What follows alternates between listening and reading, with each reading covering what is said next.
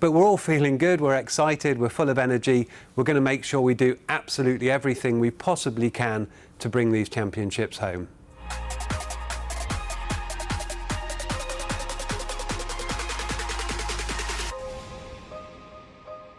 What were the main reasons for the car being dominant in Qatar? Well, if you think about it in a very fundamental sense, you make your lap time from a combination of the straight line, where the drivers are at full throttle, and then the cornering performance. Now, in some recent tracks, we've been matching Red Bull in the corners and extracting a benefit in the straight line.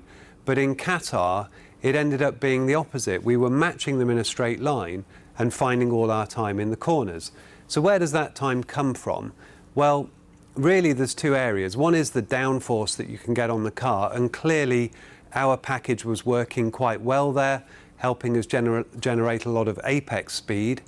But then also you've got the balance of the car, and that's the thing that we tune with the mechanical settings, the springs and bars, also the front wing, we can tune that.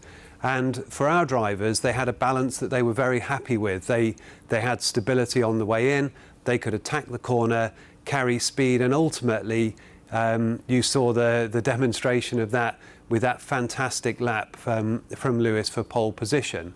But as I said, there's a lot of factors, but this week it was really all about the cornering performance that was delivering that pace. How do we approach a new track? Well, they're quite exciting for engineers because new tracks throw up new challenges.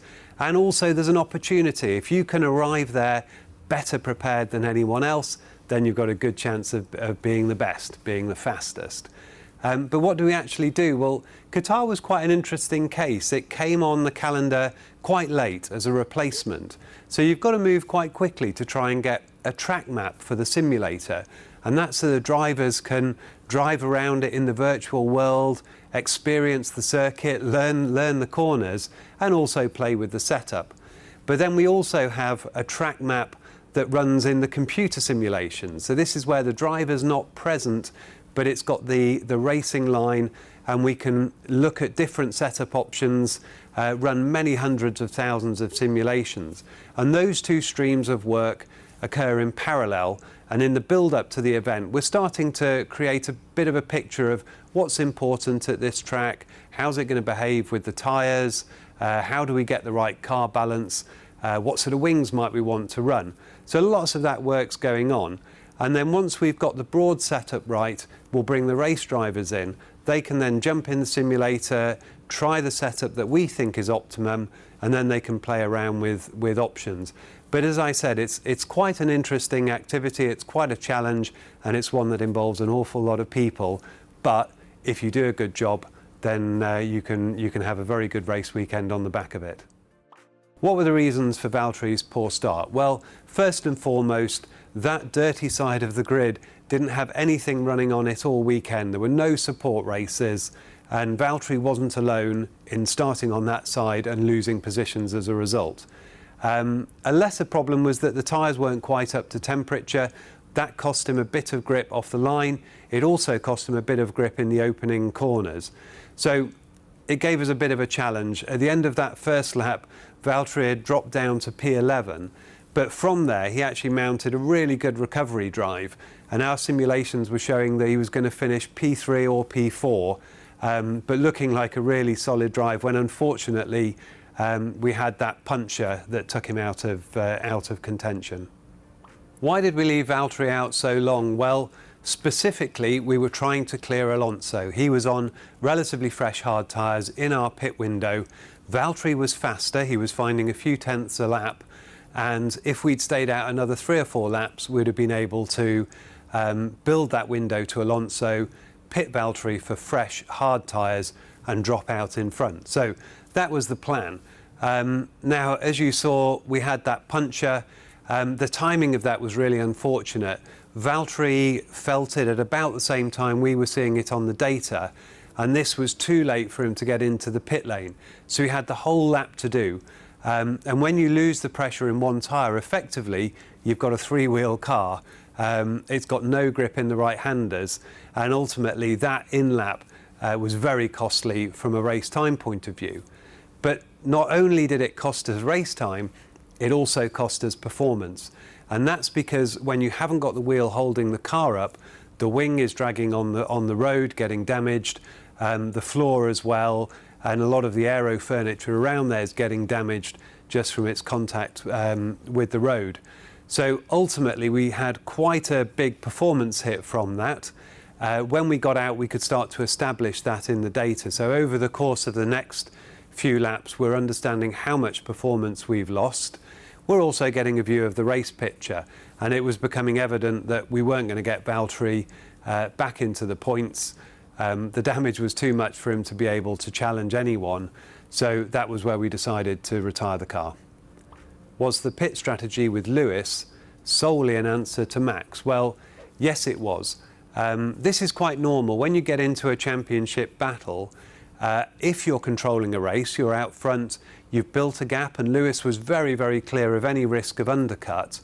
The best thing you can do if you want to finish ahead of Max is just copy what he does 1 or 2 laps later. What you don't want to do is be on a completely different part of the track, a completely different strategy, because an unfortunate safety car, or maybe if the tyre degradation doesn't pan out as you expect, you could end up losing that advantage. So if you see Max leading any of the remaining races, I think they'll be doing a very similar thing. Why didn't we pit Lewis at the end for fastest lap? Well, Red Bull deliberately time it so that from their stop, all that Max is able to do is an out lap and a flying lap. So he can then take that fastest lap, which he actually held anyway from the previous stint.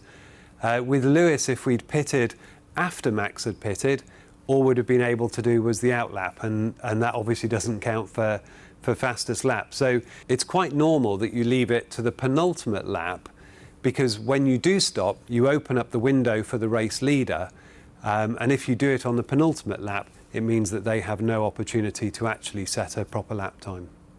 Which engine did we have in Lewis's car? Well, it wasn't the engine, the fresh one that we took in Brazil. This was an older engine, and because it's older, it's got a bit less power.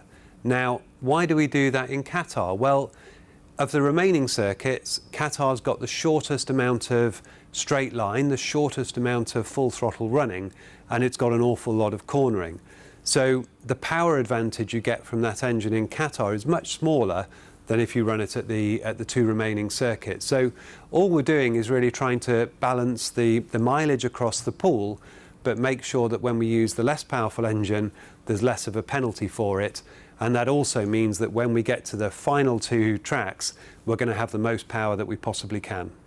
How's the team feeling heading into these final 2 races? Well, considering that we've just come off the back of a triple header, we're feeling pretty good. But we're very excited to be part of this challenge. It's shaping up to be an absolutely fantastic battle. We've seen the car working really well, and that gives us hope that we can go to the next 2 tracks and fight for pole position, fight for wins, and that's what we need to do. But we're all feeling good, we're excited, we're full of energy. We're going to make sure we do absolutely everything we possibly can to bring these championships home. Sorry, can I start that again? Go again. I'm tired. I'm not doing very well today, am I? Thank you for your questions. We're going to be back after the Saudi Arabian Grand Prix to answer some more.